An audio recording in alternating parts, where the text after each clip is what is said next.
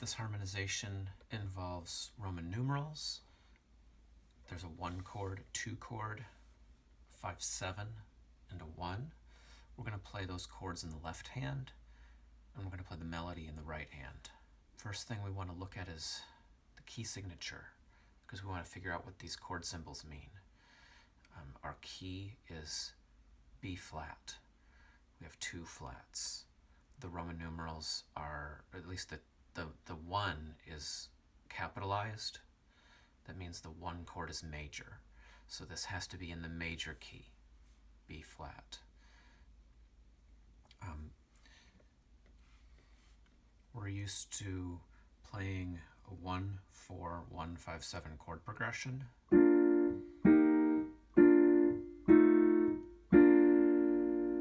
And in this piece of music, the 1 chord is there, and the 5/7 chord is there. The chord outside of our progression, the unfamiliar chord, is the 2 chord. There's a few different ways you can do that. If you want to have smooth voice leading, it's not necessarily going to lead you to the most comfortable chord. If I play up the scale from B flat,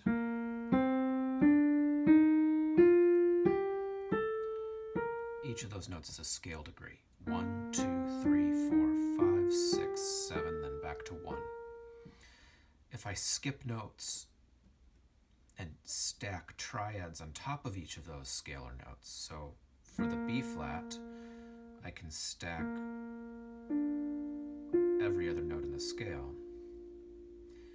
If I keep going up the scale like that, so the first note goes to the second note of the scale, the third note goes to the fourth, and the fifth note in the scale goes up to the 6th scale degree, we can keep moving up the scale. And that's how we get to our different Roman numeral chords. Roman numeral 1, 2, 3, 4, 5, 6, 7, 1. We just need to get to the 2. And the problem playing it that way is that you end up with parallel fifths, and the voice leading is not good. If you're starting from here, better voice leading would be to go down. We have a C, E flat, and G. Instead of playing the G on top, we're going to move it to the bottom.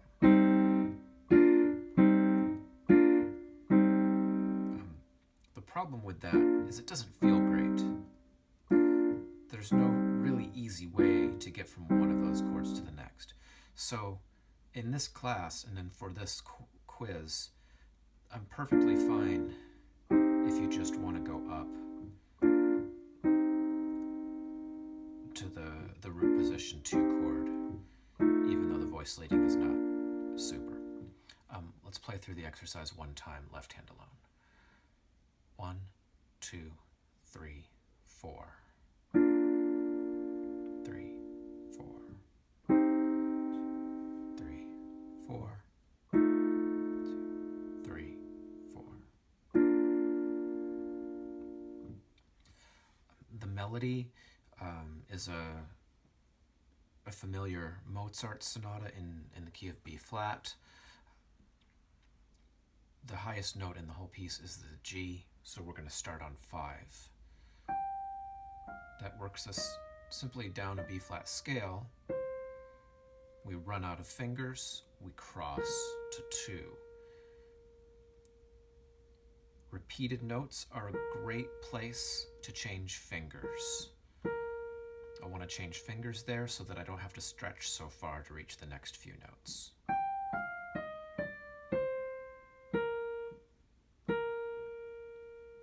Now I can reach the next few notes.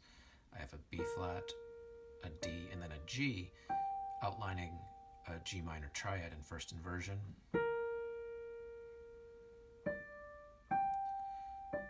And we can catch the rest of it as it comes. We run out of fingers again, we cross again, 2 works fine.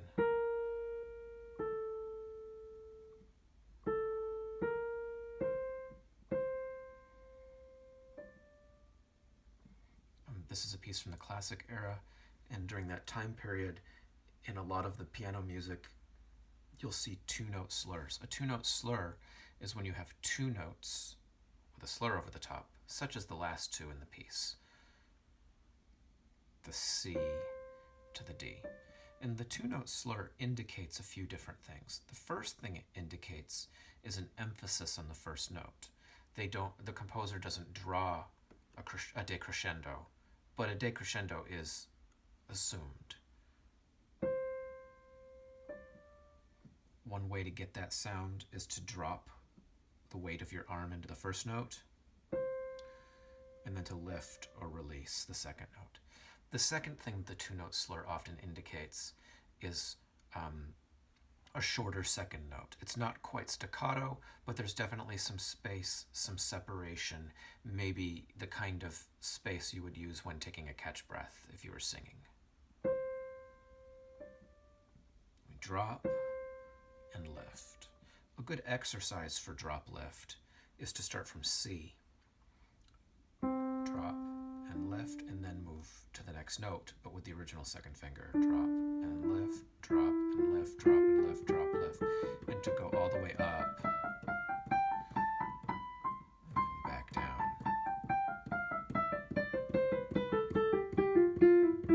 And you can do that with any combination of fingers.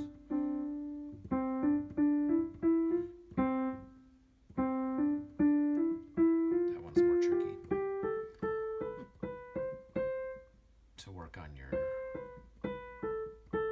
two-note slur. Without the two-note slur, if I just played the whole piece straight, here's how it would sound.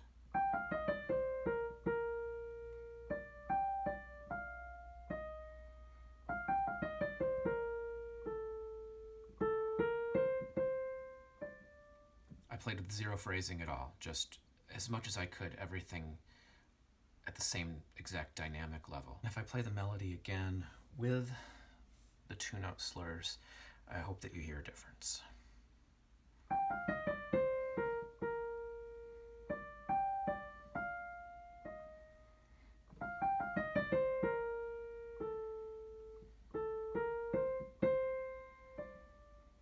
Probably notice that at the end of some of the other phrases, like the first one, those two notes even function like a two-note slur.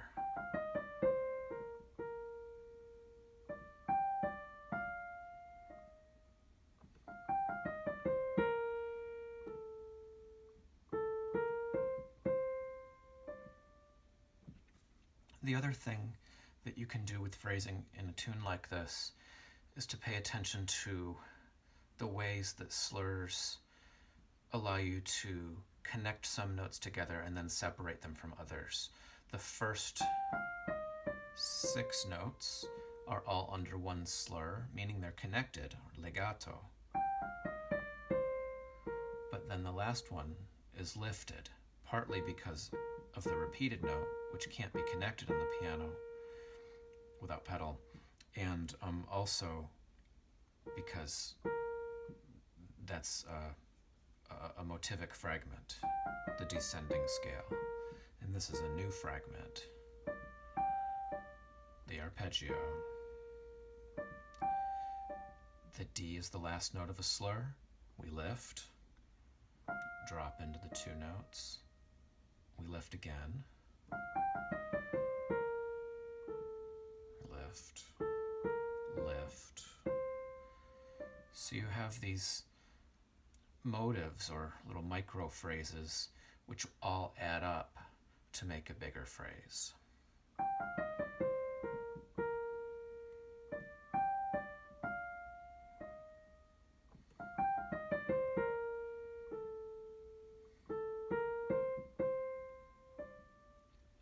Now, you don't want to do this too much. You don't want it to become choppy. For example, if I overdid this, if I create too much separation, it'll start to sound choppy.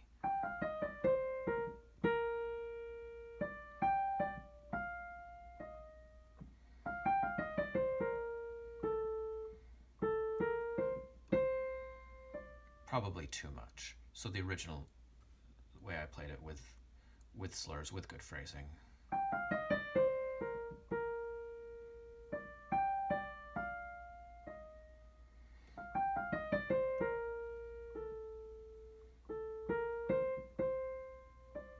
Kind of the difference between a breath in singing and a catch breath.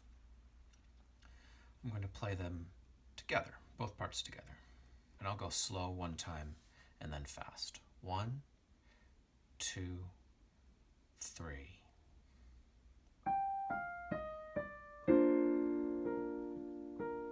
And 3.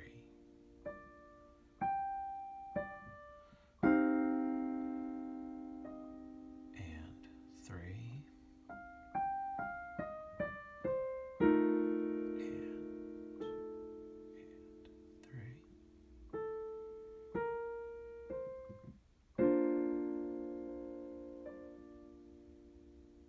And then a little quicker. 1, 2, 3.